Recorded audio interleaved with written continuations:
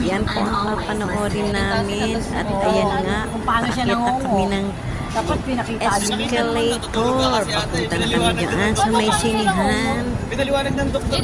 Ayan, tamang kwentuhan muna at tawanan na yan habang naakyat.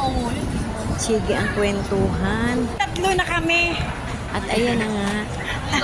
Ayan na kami, tatlo. Naging tatlo na kami. Kanina, dalawa lang kami yung nanood ng isang pinanood namin. Ngayon, naging tatlo na kasi nga gusto niyang panoorin yun.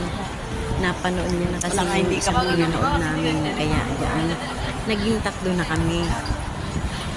Naging tatlo na kami dyan at dala-dala namin ang aming hindi naubos na kinain. At ayan na nga, papasok na kami sa sinihan habang kukunin nila niya yung libreng tubig.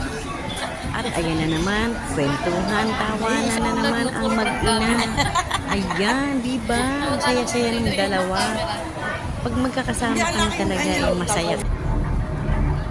Ayan na.